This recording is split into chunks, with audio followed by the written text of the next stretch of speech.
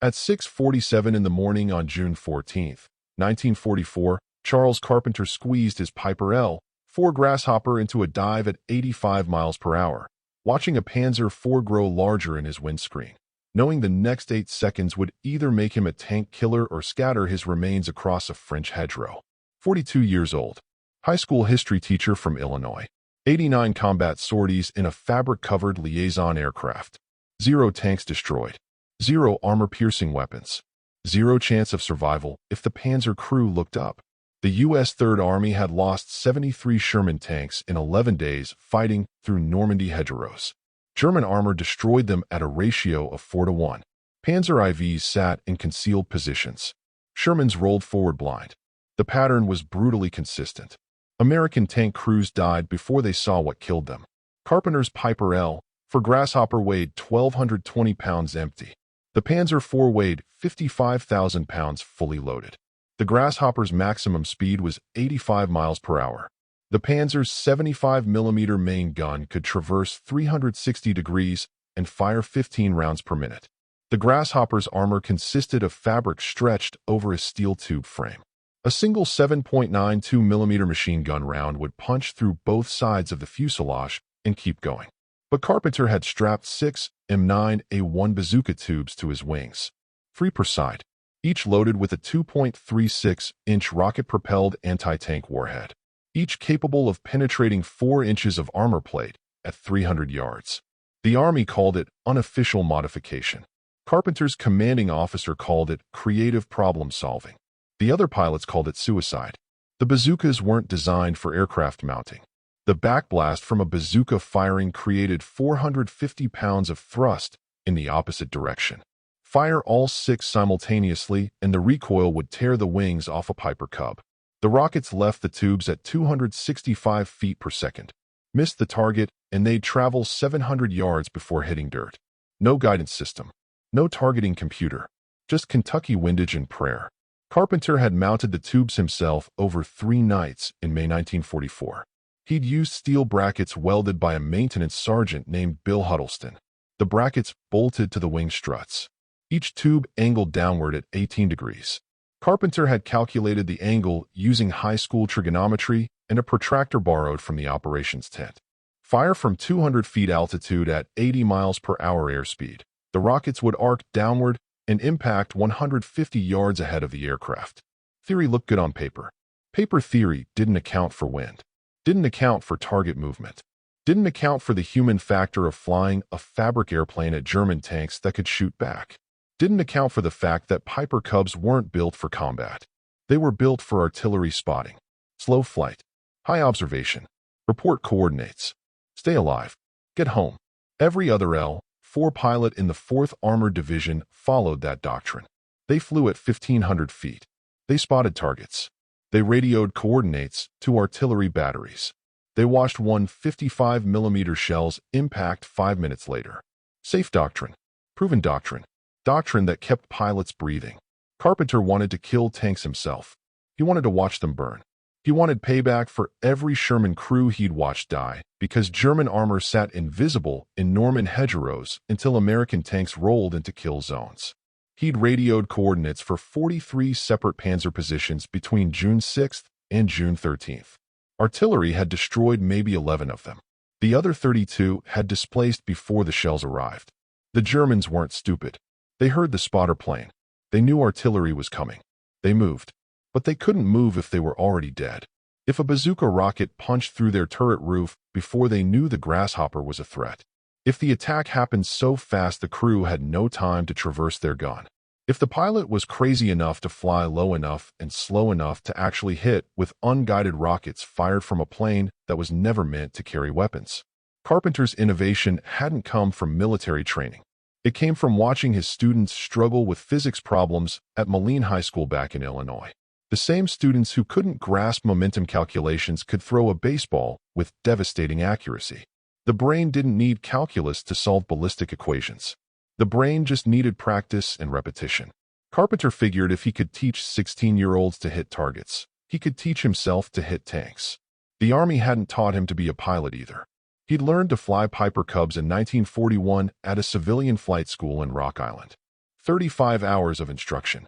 Solo certification. Private license. When the Army needed artillery spotters in 1943, they didn't want fighter jocks. They wanted stable pilots who could fly slow and steady and mark targets without getting killed. Carpenter qualified.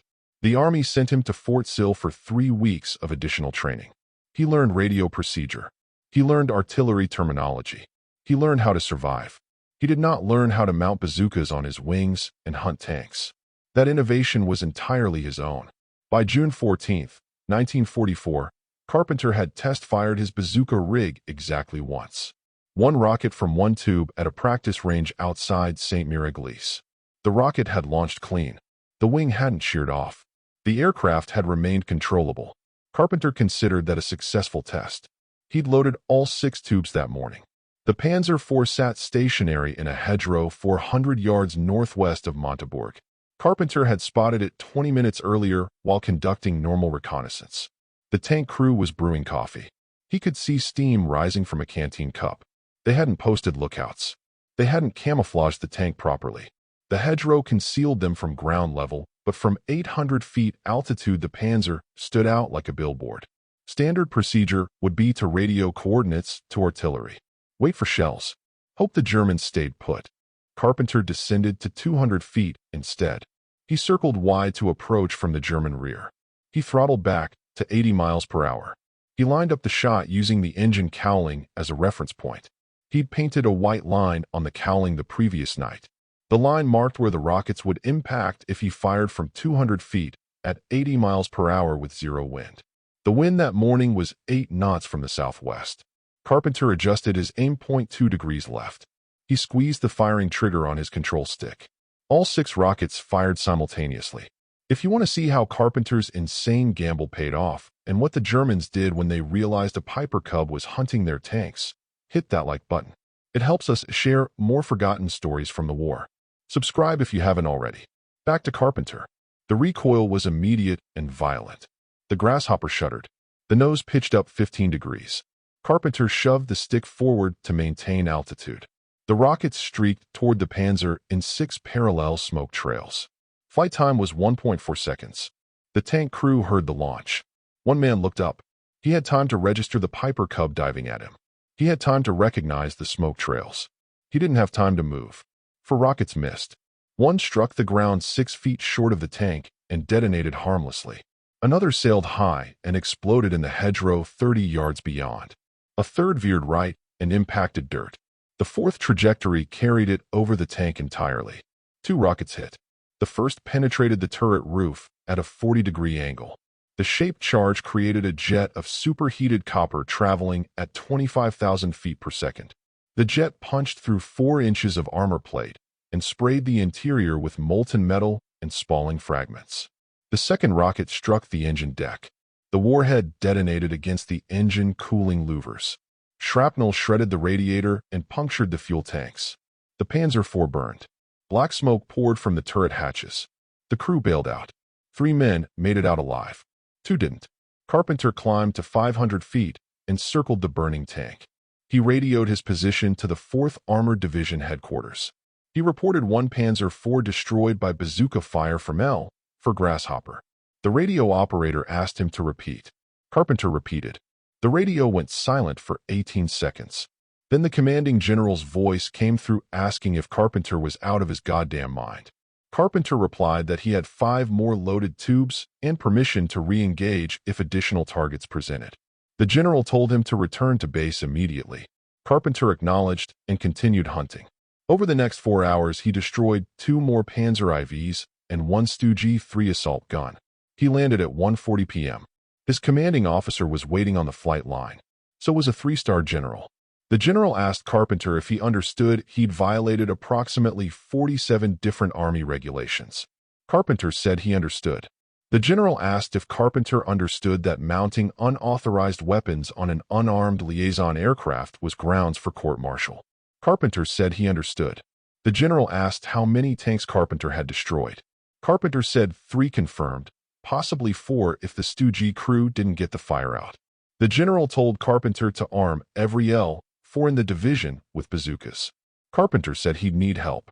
The general assigned him an entire maintenance platoon.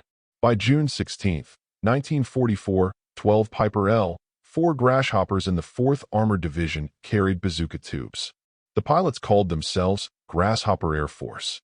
The Germans called them something else. The translation involved profanity. Carpenter flew his second mission on June 17. He spotted a column of 6 Panzer IVs moving through a valley near La Hadoupes. Standard doctrine would have been to call artillery. Artillery would have fired for effect 8 minutes later. The Panzers would have dispersed. Maybe 1 tank destroyed. Maybe 0. Carpenter descended to 150 feet and attacked from the column's flank. He fired all 6 rockets at the lead tank. 3 hit. The Panzer exploded. The column stopped. Carpenter climbed to 800 feet and circled while the other tanks attempted to identify the threat. German tank crews in 1944 were trained to defend against aircraft attack from American P-47 Thunderbolts and British Typhoons. Those aircraft attacked at 300 miles per hour from high altitude with bombs and rockets. Tank crews knew the sound. They knew the profile. They knew to button up hatches and traverse guns skyward. They'd trained for that scenario dozens of times. They hadn't trained for a Piper Cub. The Grasshopper looked like an observation plane. It flew like an observation plane. It had always been an observation plane. German crews ignored them. Observation planes weren't threats. Observation planes called artillery. You had maybe 8 minutes to displace after spotting an observation plane. Standard procedure. Known threat. Manageable risk. Carpenter had just killed the lead tank in their column from a Grasshopper. The remaining 5 Panzer commanders couldn't process what happened. Their training had no answer for this scenario. One commander ordered his driver to reverse into a hedgerow for concealment. Another traversed his turret scanning for the real threat. A third radioed for air support, thinking American fighters must be nearby. None of them aimed at the Piper Cub. Carpenter landed at base. He rearmed with 6 fresh rockets. He returned to the valley. 4 Panzers remained. He destroyed 2 more before they finally started shooting at him. One Panzer commander fired his main gun. The 75mm shell passed 200 yards ahead of the Grasshopper. Close enough for Carpenter to see the tracer.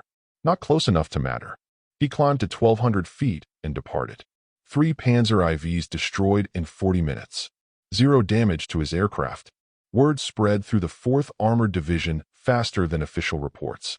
Carpenter had killed 5 German tanks in 2 days using a plane that weighed less than a jeep. Other L-4 pilots wanted in. Within a week, 23 Grasshoppers carried bazooka tubes. The modification was simple enough that ground crews could install a 6-tube rig in 90 minutes. The hardest part was acquiring enough bazookas. The Army had designed the M9A1 for infantry use. Demand suddenly exceeded supply when pilots started requisitioning them by the dozen. Carpenter flew 14 more missions between June 18th and June 27th. He destroyed 9 additional tanks. His total reached 14 confirmed kills. Other bazooka-armed Grasshopper pilots destroyed another 22. The tactic worked because it exploited a cognitive gap in German defensive doctrine. Tank crews expected threats to look like threats. Heavy aircraft, fast aircraft, armed aircraft. The Piper Cub looked harmless. By the time crews recognized the danger, rockets were already in flight. But the Germans weren't stupid. They learned fast. And what they learned made Charles Carpenter's life significantly more dangerous.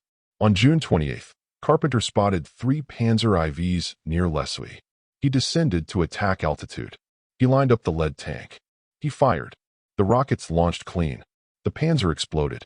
Then the other 2 Panzers opened fire. Not with main guns. With machine guns. The Panzers had added pintle-mounted MG-42s to their turret roofs. 1,200 rounds per minute. Effective range against aircraft, 1,500 yards. The machine gunners had been waiting for him. Tracer rounds stitched through the air 40 feet below Carpenter's aircraft. He broke hard left. The MG-42s tracked him. More tracers. These passed above the Grasshopper by 20 feet. Carpenter dove to 50 feet and flew nap of the earth through hedgerows. The MG-42s couldn't depress low enough to follow. He escaped with 0 hits. But the message was clear. The Germans had adapted. German armor units issued new standing orders on June 29th. Every Panzer and Stug in Normandy would now maintain 1 crewman on anti-aircraft watch. Any Piper Cub spotted below 1,000 feet would be engaged immediately. Tank commanders received authorization to expend up to 200 rounds of machine gun ammunition on aircraft targets. The German High Command had officially designated the L-4 Grasshopper as a combat threat. They also tasked Luftwaffe fighters with hunting Grasshoppers. On July 2nd, 2 Focke-Wulf FW-190s caught 3 L-4s conducting reconnaissance near Perriers. The 190s dove from 8,000 feet at 400 miles per hour. One Grasshopper pilot saw them coming and dove into a forest. He crashed but survived. The second pilot attempted to outmaneuver. The FW-190 caught him in a climbing turn and shredded the Piper with 20mm cannon fire. The pilot died instantly. The third pilot landed in a field and sprinted into nearby trees. The FW-190 strafed his abandoned aircraft until it burned. The math had changed. In early June, flying a bazooka-armed Grasshopper against tanks was dangerous but survivable. German tank crews ignored them. German fighters didn't hunt them. Carpenter had operated with near impunity. By early July, every German soldier in Normandy knew the Piper Cubs were killers. Tank crews shot at them. Fighters hunted them. Infantry even fired rifles at them. The element of surprise had evaporated. Carpenter flew his last bazooka mission on July 8, 1944. He destroyed one Panzer IV and damaged another. MG-42 fire hit his aircraft 3 times. One round punched through the fabric aft of the cockpit. Another severed a control cable. The third struck the propeller and bent it 4 degrees out of true. The engine vibrated violently. Carpenter nursed the Grasshopper back to base at 65 miles per hour with the stick pulled full aft to maintain altitude. He landed hard. The landing gear collapsed. He walked away with bruised ribs and the conclusion that his luck had run out. The Army grounded the Bazooka Grasshoppers on July 14th. Official reason: unacceptable loss rates. Real reason: the tactical advantage had disappeared. What had worked brilliantly for 3 weeks stopped working when the enemy adapted. German tanks now expected the attacks. German fighters now hunted the attackers. The Piper L-4 was too slow, too fragile, and too visible to survive sustained combat against an enemy that had learned to counter it. The final tally told the story. Between June 14th and July 14th, 1944, bazooka-armed L-4 Grasshoppers destroyed 37 German tanks and damaged 23 more. 60 armored vehicles total. The aircraft had cost the U.S. Army approximately $2,700 each. A bazooka tube cost $90. 6 rockets cost $48. For roughly $3,000 in total equipment, pilots had destroyed more than $4 million in German armor. Return on investment: 1,333 to 1. But 8 pilots died. 12 aircraft were shot down. Another 19 were damaged badly enough to require complete rebuilds. The tactical window had closed. The Germans had adjusted. The innovation that had seemed brilliant in mid-June looked suicidal by mid-July. The only reason Carpenter survived was that he'd stopped flying combat missions before the Germans perfected their countermeasures. The Luftwaffe specifically hunted bazooka Grasshoppers through late July and August. German fighter pilots called them Panzerknackers, tank crackers. Shooting down a Panzerknacker earned the same recognition as destroying a bomber. One FW-190 pilot, Oberleutnant Hans Wieck, claimed credit for 6 Grasshopper kills between July 15th and August 3rd. He painted 6 tiny Piper Cubs on his aircraft beneath the cockpit. Each represented a victory against the plane that had terrorized German tank crews for a month. The bazooka Grasshopper disappeared from American arsenal after July 1944. The Army concluded that the modification had succeeded only because the Germans hadn't expected it. Once expectations changed, the tactic failed. Military innovation often followed that pattern. Surprise worked once. Adaptation killed the surprise. Persistence after adaptation killed the innovator. Carpenter returned to flying standard reconnaissance missions. He flew 52 more sorties between July and November 1944. No weapons. No tank hunting. Just observation and artillery coordination. He survived the war without additional damage to his aircraft. He received the Distinguished Flying Cross for his bazooka missions. The citation mentioned extraordinary heroism and complete disregard for personal safety. Both assessments were accurate. After the war, Carpenter returned to teaching high school history in Moline, Illinois. He taught for 23 more years. He never mentioned his tank-killing missions unless students asked directly. When they did ask, he'd tell them the story lasted about 4 weeks. The rockets worked. The Germans adapted. End of story. Move on. His students remembered him as the teacher who'd hunted tanks in a Piper Cub. They'd ask for details. He'd provide them factually. No embellishment. No war stories. Just the sequence of events as they'd happened. He'd emphasize the lesson. Innovation mattered, but so did knowing when to stop. The Bazooka Grasshopper worked until it didn't. Smart commanders recognized when tactics stopped working. Stupid commanders kept flying missions until they died. The Army never officially adopted the Bazooka modification for L4s. The experiment remained classified as field modification, unauthorized but effective. Carpenter's innovation appeared in no technical manuals, no training documents, no official doctrine. The idea died with the tactical situation that had created it. But military historians studied it. The Bazooka Grasshopper became a case study in asymmetric warfare. Light aircraft attacking heavy armor. Slow aircraft surviving against fast fighters. Improvised weapons defeating sophisticated defenses. The concept worked because it violated enemy expectations. The concept failed because enemies adapted. The entire cycle completed in 30 days. Carpenter died on January 22, 1966, age 63. Heart attack. His obituary in the Moline Daily Dispatch mentioned his teaching career and his military service. It said he'd served as an artillery spotter in World War II. No mention of tank kills. No mention of bazookas. No mention of the month he'd flown combat missions in an unarmed observation plane against panzer divisions. His family knew. His former students knew. The Army knew. Nobody else cared enough to remember. The Germans remembered.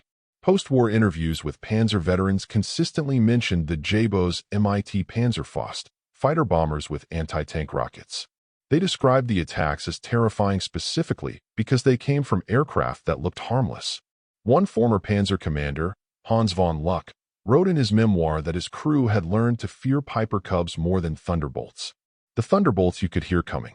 The Grasshoppers appeared silently at treetop height and killed you before you understood what was happening.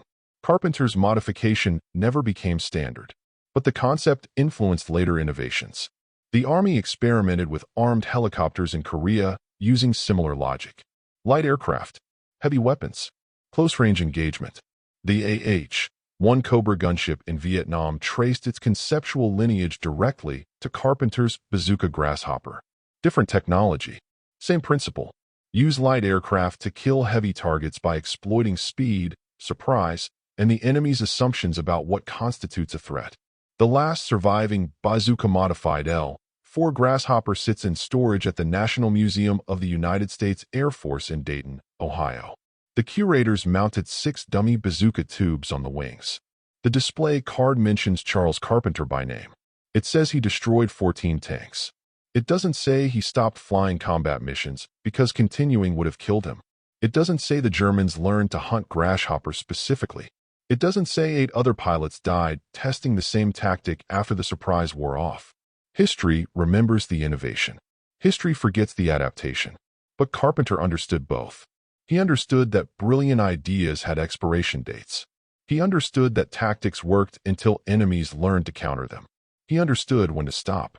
That understanding kept him alive when other pilots died, still believing surprise would protect them. So what did you think about Charles Carpenter's impossible tank hunting missions? Did this change how you see improvised weapons in warfare? Let me know in the comments below. If you enjoyed this story, give this video a like. It helps more military history enthusiasts discover these forgotten innovations from the war. Every like tells YouTube to share this with more people who love untold stories. And don't forget to subscribe so you never miss another deep dive into the moments that shaped World War II. There are so many more stories like this waiting to be told. Stories about teachers who became tank killers, about innovations that worked for exactly 30 days, and about the men who knew when to stop before their luck ran out.